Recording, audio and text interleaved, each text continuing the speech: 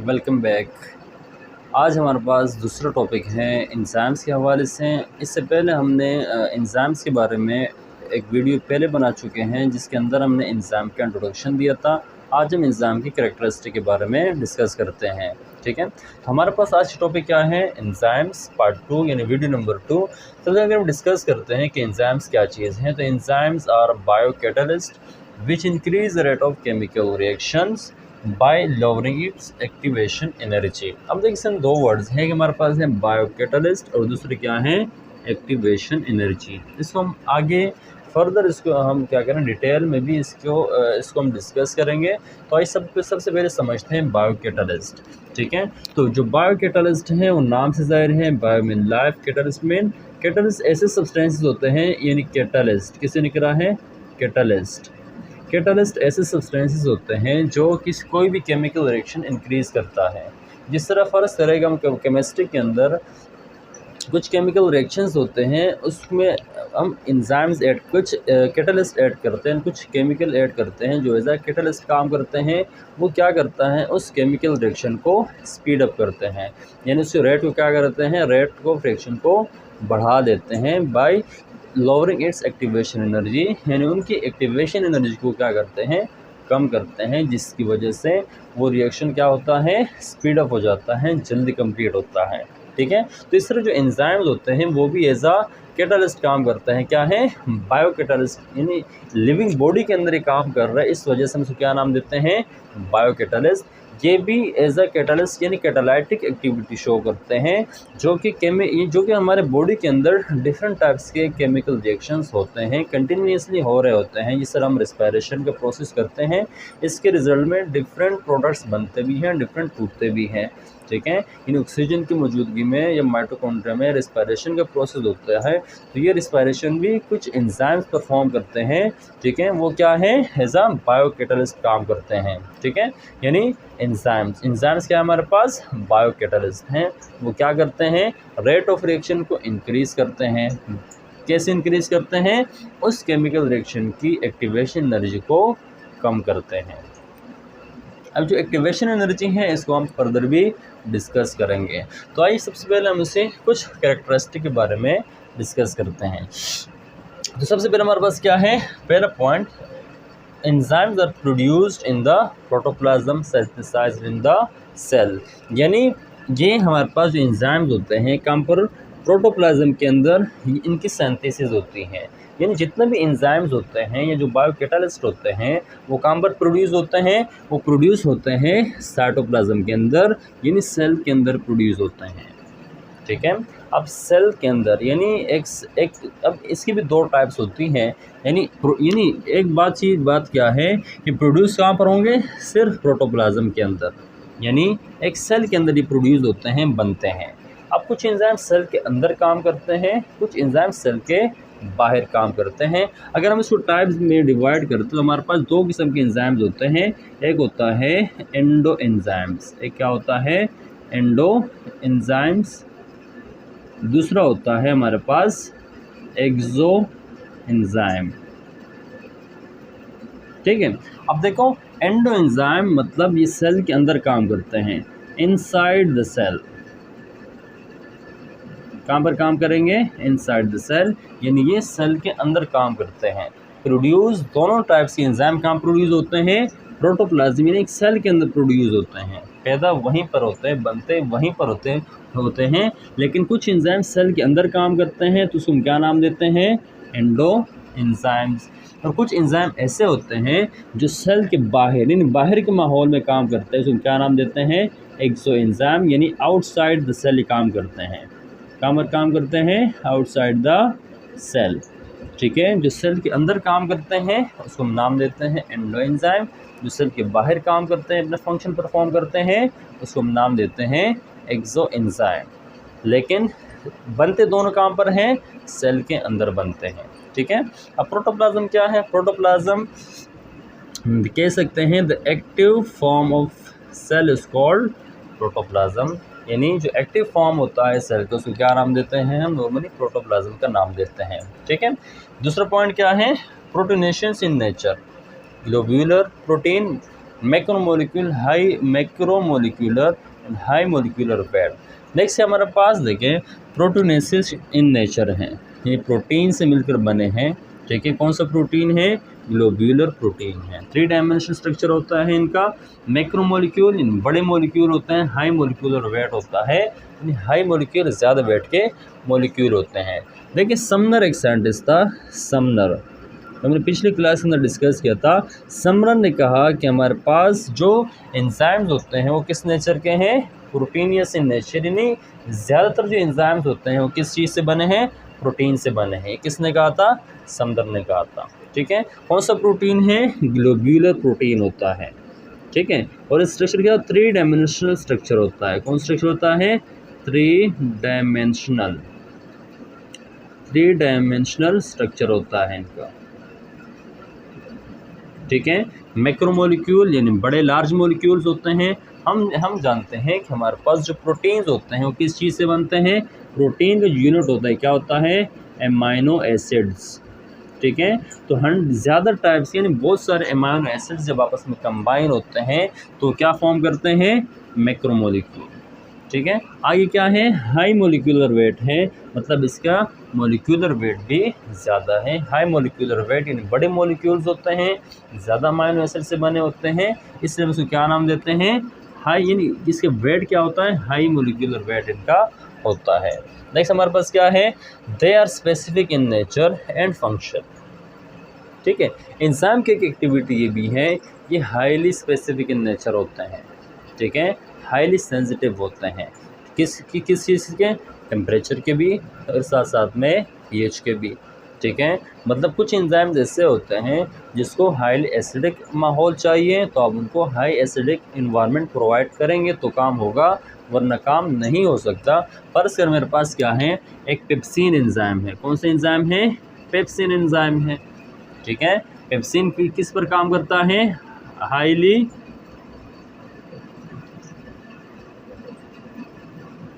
लो pH। ठीक है, मतलब क्या है? हाईली एसिडिक, नाम देखिए आप, हाईली एसिडिक मीडियम के अंदर क्या नाम दे सकते हैं? हाईली एसिडिक मीडियम के अंदर काम करते हैं। किसके अंदर काम करते हैं? हाईली एसिडिक मीडियम के अंदर काम करते हैं। ठीक है, आप इस एंजाइम को अगर आप बेसिक मीडियम के अंदर डालेंगे तो कोई काम नहीं करेगा। जिस तरह हमारे पास हमारे सलाइवा के अंदर एक एंजाइम होता है, इसका नाम क्या होता है? एमाइलेज होता है। इसका नाम क्या होता है? सलाइवा के अंदर एक एंजाइम है जिसका नाम क्या है? एमाइलेज। एमाइलेज हमारे सलाइवा के अंदर होता है। जब हम कोई स्टार्च मॉलिक्यूल, कोई भी हम खाने वाले लेते हैं, उसके अंदर अगर स्टार्च मॉलिक्यूल है तो हमारे माउथ के अंदर ही उसकी डाइजेशन हो रही होती है, लेकिन वही जो सलाइवा होता है वो ग़िज़ा के साथ हमारे स्टमक के अंदर जाता है, लेकिन स्टमक के अंदर हमारे स्टार्च की डाइजेशन नहीं होती। वजह यह है कि स्टमक के अंदर हाईली एसिडिक इन्वायरमेंट होता है, तो एमाइलेज हाईली एसिडिक इन्वायरमेंट के अंदर काम नहीं करता, बल्कि उस काम कौन करता है? पेप्सिन एंजाइम काम करता है। ठीक है, तो मतलब क्या है? ये स्पेसिफिक इन नेचर होता है, हाईली स्पेसिफिक इन नेचर होते हैं। ठीक है, मतलब कि पेप्सिन काम नहीं कर सकता किस चीज़ के ऊपर? बेसिक मीडियम के अंदर। ठीक है, इसलिए एमाइलेज होता है, एमाइलेज एक स्लाइटली एसिडिक मीडियम के अंदर काम कर रहा होता है। समझ में आ रहा है? तो इस तरह जो पेप्सिन होता है ये भी क्या है? Highly acidic medium about 1.2 to 1.3 इसके अंदर, यानी इसकी pH के ऊपर ही काम कर रहे होते हैं। ठीक है, तो क्या है? They are specific in nature and function. Specific function है और स्पेसिफिक इसका नेचर है। ठीक है, अब क्या है? They have particular sides. क्या है? They have particular sides to react with the substrate called active side. ठीक है, मैं उस पर मिटा देता हूँ। ठीक है, समझाने के लिए हम यहाँ पर इसको आगे बढ़ते हैं।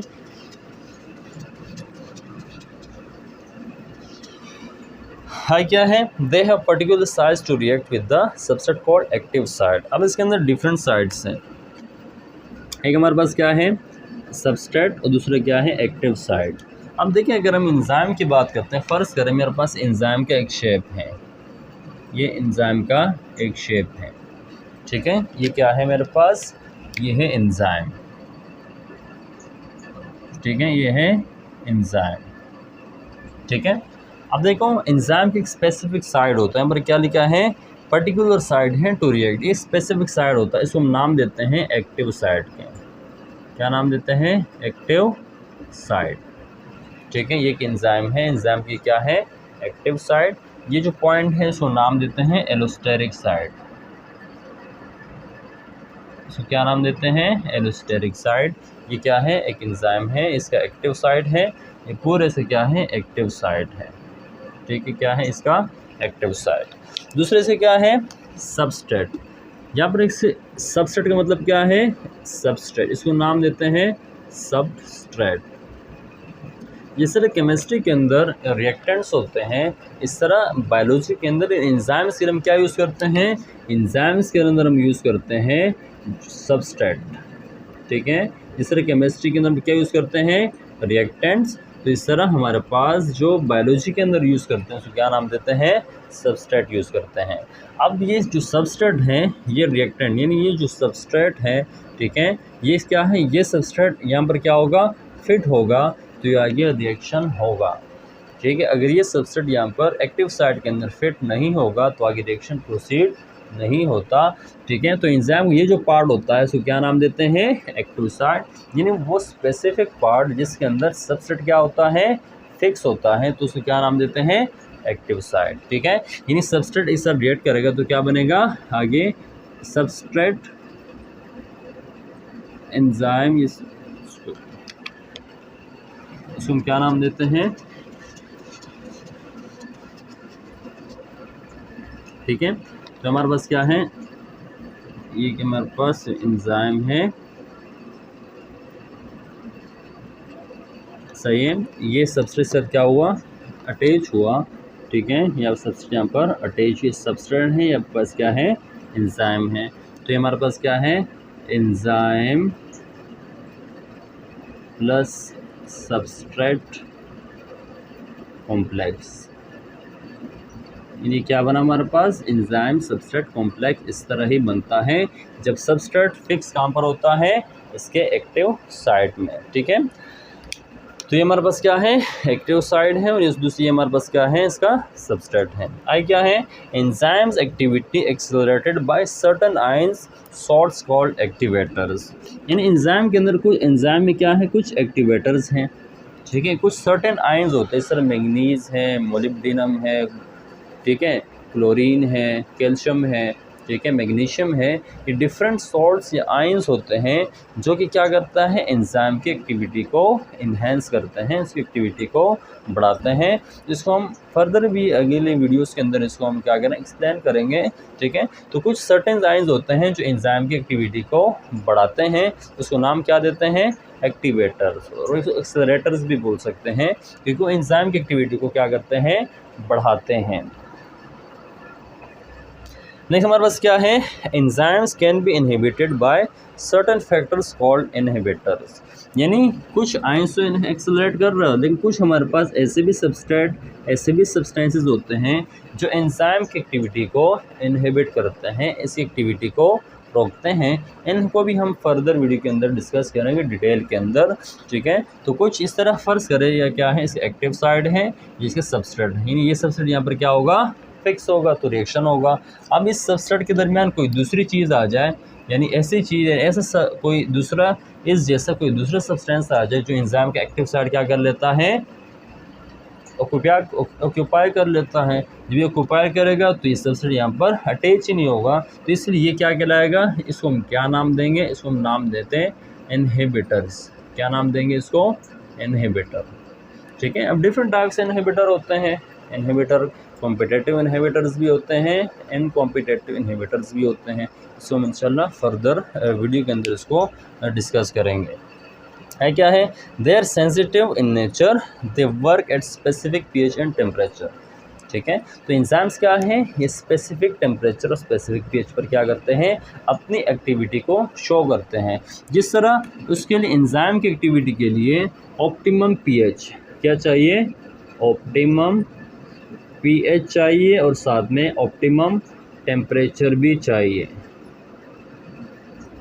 ठीक है, इन दोनों के लिए क्या है? शर्त है एंजाइम की एक्टिविटी के लिए कि पीएच भी ऑप्टिमम हो और टेम्परेचर भी ऑप्टिमम हो। ठीक है। टेम्परेचर इक्का दुक्का चल जाता है, एंजाइम की एक्टिविटी स्लो होती है लेकिन काम चलता रहता है। लेकिन पीएच के लिए एंजाइम क्या है, हाईली स्ट्रिक्ट है। पीएच को ज़्यादा चढ़ोगे तो इस पीएच के ऊपर हमारे एंजाइम्स अपना फंक्शन परफॉर्म नहीं करेंगे। तो एंजाइम हमारे पास क्या है, ऑप्टिमम पीएच इसके लिए चाहिए और ऑप्टिमम टेम्परेचर भी चाहिए, तो एंजाइम अपना फंक्शन परफॉर्म करेगा, वरना एंजाइम इनएक्टिव फॉर्म में रहेगा। ठीक है। तो एंजाइम्स क्या हैं, पीएच के लिए भी सेंसिटिव हैं और साथ में टेम्परेचर के लिए भी क्या है, सेंसिटिव हैं। एक फ़र्स आप लोगों ने एक टर्म यूज़ किया है, सुनते भी रहते हैं कि जो फीवर होता है वो इंसान के लिए सही होता है, मतलब बॉडी के लिए सही रहता है। पीएच यानी जो बुखार होता है, फीवर होता है, बॉडी के लिए सही क्यों रहता है, इस वजह से कि हमारे पास जो बॉडी टेम्परेचर है तकरीबन 37 डिग्री सेंटीग्रेड हमारा क्या है, बॉडी टेम्परेचर है। जो फीवर होता है 37 का मतलब यहाँ पर ये है कि यहाँ हमारे पास क्या है, ऑप्टिमम टेम्परेचर है। ठीक है, नॉर्मल बॉडी टेम्परेचर है। तो इस 37 डिग्री सेंटीग्रेड के ऊपर जो माइक्रोब्स हैं यानी बैक्टीरिया वगैरह हैं, जो फंगस हैं, वो इस 37 डिग्री सेंटीग्रेड पर हाईली ग्रो होते हैं। हाईली उसकी जो एंजाइम एक्टिविटी होती है वो हमारी तरह बैक्टीरिया जो माइक्रोब्स होते हैं उनकी भी एंजाइम की एक्टिविटी एक्सेलरेट होती है। ऑप्टिमम हाई उसकी क्या होती है, हाई इसके यानी बैक्टीरिया की जो एंजाइम्स एक्टिविटी होती है वो भी क्या होती है, हाई होती है। किस टेम्परेचर के ऊपर, जो हमारा नॉर्मल बॉडी टेम्परेचर है। ठीक है। तो जिस तरह जो भी माइक्रोब हमारी बॉडी के अंदर एंटर होते हैं तो हमारे इम्यून सिस्टम उसको क्या करता है, हमारी इम्यून सिस्टम अपनी यानी बॉडी का टेम्परेचर बढ़ा देते हैं। ठीक है। जब बॉडी का टेम्परेचर हमारा बढ़ता है तो इसमें जो भी बैक्टीरिया हैं जो 37 डिग्री सेंटीग्रेड पर ग्रो कर रहे होते हैं उनकी ग्रोथ रुक जाती है और बैक्टीरिया क्या होती है, खिल होते रहते हैं। तो क्या है, क्यों यानी क्यों बुखार हमारे लिए सही है, उसका रीज़न भी यही है कि जो हमारी बॉडी के अंदर माइक्रोब्स एंटर होते हैं तो हमारी जो इम्यून रिस्पॉन्स क्या करता है, वो बॉडी टेम्परेचर बढ़ा देता है, जिसके बायस हमारे बैक्टीरिया क्या होते हैं, किल हो रहे होते हैं, ख़त्म हो रहे होते हैं। लेकिन फीवर फ़ायदेमंद भी है, लेकिन इसके साथ जो हमारे फीवर होता है वो हमारे लिए नुकसानदा भी होता है। ठीक है। जो हाई फीवर होता है, हाई फीवर के अंदर क्या होता है, डेथ भी हो सकती है। ठीक है। हाई फीवर के अंदर क्या नहीं, हमारी जो फीवर होता है ईविल भी होता है, उसमें डेथ हो सकता है। डेथ क्यों होता है, क्योंकि एंजाइम्स क्या होते हैं, हाई टेम्परेचर के एंजाइम पर क्या, हाई टेम्परेचर में एंजाइम भी क्या हो रहे होते हैं, डिक्लाइन हो रहे होते हैं, डेड हो रहे होते हैं। इसलिए हाई फीवर बॉडी के लिए सही नहीं रहता। वजह ये है कि हमारे अपने एंजाइम भी उसके अंदर डिग्रेड होते हैं, डिक्लाइन होते रहते हैं। इसलिए अगर बुखार और भी ज़्यादा बढ़ जाए तो इंसान की सडन डेथ हो जाती है। ठीक है। तो क्या है, they are sensitive in nature, they work at specific pH and temperature, specific in optimum temperature के ऊपर और ऑप्टिमम पीएच के ऊपर ये काम करते हैं। ठीक है। नेक्स्ट हमारे पास क्या है, they are chemically unchange during and after the chemical reaction. ये एक इम्पोर्टेंट पॉइंट है इसमें कि जो एंजाइम्स होते हैं रिएक्शन से पहले भी और रिएक्शन के बाद भी अनचेंज होते हैं, उसके अंदर कोई तब्दीली नहीं होती। ठीक है। यानी एंजाइम क्या करता है, देखिए एंजाइम जितने भी होते हैं वो केमिकल रिएक्शन स्टार्ट नहीं करते हैं, स्टार्ट नहीं कर सकते हैं, सिर्फ उसके अंदर पार्टिसिपेट करते हैं कि उस केमिकल रिएक्शन को, उसकी स्पीड को बढ़ाया जाए। ठीक है। खुद स्टार्ट एंजाइम खुद क्या है, एंजाइम खुद केमिकल रिएक्शन को स्टार्ट नहीं कर सकते हैं। सही है। इसलिए एंजाइम्स क्या होते हैं, ड्यूरिंग द केमिकल वो क्या होते हैं, अनचेंज होते हैं। उस स्ट्रक्चर के अंदर, एंजाइम के अंदर कोई तब्दीली वाक़या नहीं होती। ठीक है। यानी फ़र्ज़ करें कि एंजाइम रिएक्शन से पहले हैं, एंजाइम रिएक्शन से पहले और रिएक्शन के बाद क्या है, रिएक्शन से पहले और रिएक्शन के बाद दोनों का स्ट्रक्चर सब कुछ सेम रहता है, वो अनचेंज रहते हैं। ठीक है। एक एंजाइम है, उसको आपने केमिकल रिएक्शन के अंदर यूज़ किया, उसके अंदर पार्टिसिपेशन की, बॉन्ड्स तोड़े, एक्टिवेशन एनर्जी कम किया, जब प्रोडक्ट बना तो प्रोडक्ट के बाद क्या होता है, एंजाइम्स जो सबस्ट्रेट बना लेता है, जो एंजाइम काम हो जाता है, तो एंजाइम क्या होता है, वो सबस्ट्रेट को, इन प्रोडक्ट को बना के एंजाइम दोबारा से एक्टिविटी अपना शो करता है। फर्स्ट ये आपके पास क्या है, एंजाइम है, ये क्या आपके पास एंजाइम है, इसका क्या है, एक्टिव साइड है, इसने सबस्ट्रेट से रिएक्शन किया, सबस्ट्रेट यहाँ पर बाइंड हुआ, अब ये प्रोडक्ट बन गया, क्या है, ये क्या है, ये सब्सट्रेट इसको प्रोडक्ट में कन्वर्ट कर लिया। किस में कन्वर्ट कर लिया? प्रोडक्ट में कन्वर्ट कर लिया। इसी प्रोडक्ट में कन्वर्ट कर लिया तो ये क्या हो जाएगा? एंजाइम फ्री हो जाएगा। तब ये एंजाइम नेक्स्ट रिएक्शन के लिए तैयार हो जाएगा। ठीक है, तो एंजाइम की जो पहले का स्ट्रक्चर रिएक्शन से पहले और रिएक्शन के बाद का जो स्ट्रक्चर होता है उसके अंदर कोई तब्दीली वाक़या नहीं होती। इसलिए एंजाइम्स बार बार केमिकल रिएक्शन के अंदर यूज़ होते हैं। ठीक है, तो बॉडी के अंदर भी एंजाइम क्या होते हैं? अनचेंज होते हैं। जितने एक केमिकल रिएक्शन हुआ उसका प्रोडक्ट बन गया, ठीक है, एंजाइम फ्री हुआ, फ्री होने के बाद दोबारा नया जो सबस्ट्रेट आता है उससे रिएक्ट करके इसको किस में कन्वर्ट करता है? प्रोडक्ट के अंदर। इसलिए बार बार यूज़ होते रहते हैं। ठीक है, तो एंजाइम्स क्या होते हैं? अगर उसको हम टेम्परेचर इन ऑप्टिमम टेम्परेचर को कम करते हैं तो एंजाइम की एक्टिविटी कम होती रहती हैं, यहाँ तक इनएक्टिव फॉर्म में चले जाते हैं। इसी तरह अगर हम एंजाइम की टेम्परेचर ऑप्टिमम टेम्परेचर से बढ़ाते हैं तो उसके भी हमारे पास क्या होता है? एंजाइम की एक्टिविटी आहिस्ता आहिस्ता कम होती जाती है। तो हाई टेम्परेचर के ऊपर एंजाइम क्या होते हैं? डिक्लाइन हो जाते हैं, डेड हो जाते हैं, डीनेचर हो जाते हैं। ठीक है, तो ये हमारे पास था आज का एंजाइम की कैरेक्टरिस्टिक के बारे में। इंशाल्लाह हम इसकी मज़ीद जो टॉपिक्स हैं वो हम नेक्स्ट क्लास के अंदर इसको डिस्कस करेंगे।